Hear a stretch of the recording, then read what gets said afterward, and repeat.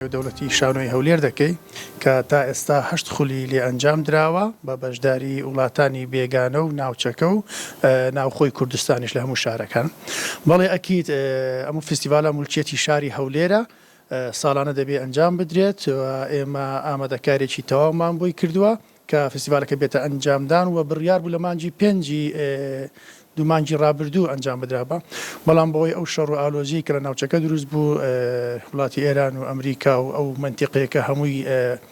بەشێک لەو شەڕێ بە جۆرێک شەڕی ساردیان شەڕی گەرم بەرکەوتەی هەبوو، نەمانتوانی فستیڤالەکە لە کاتی خۆیدا ئەنجام بدەین. لە ئێستادا ئەمە پێویستی و دەرخستەکانی هەمووی لە وەزارەتی داراییە، چاوەڕی وەلامێکی وەزارەتی داراییە، وەکو کاری تەکنیکی و هونەری ئێمە ئیشی زۆر باشمان لەسەری کردووە، پلانی زۆر باشمان بۆی داناوە کە خولی نوێم ئەو ساڵ بە شێوەیەکی جوان و باشتر لە جارانیش بەڕێوەی بین و درێژە پێدەری خوڵەکانی تر بێت.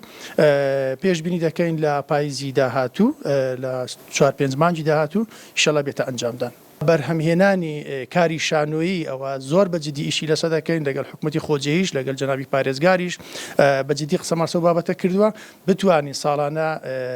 5-6 دانە شانۆگەری لە هەولێر بکرێت یان میوانداری کارە شانۆیەکانی شارەکانی کوردستان کە دەکرێن لێرانە میوانداریان بکەین بۆ ئەوەی لەو چەق بەستوی چەند ساڵانی ڕابردوو کە شانۆ نەکراوە بە هۆکاری نەبوونی دارایی ئەمە لەمە دوا بتوانین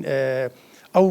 هونەرە زیندوو بکەینەوە، چونکە ئێمە فستیڤالیش مولچی هەولێرە کە تۆ فستیڤالەکەی دەبێت بەلای کەمی 4-5 شانۆی خۆت هەوێت پێشکەش بکەینە فستیڤالەکە، ئەوە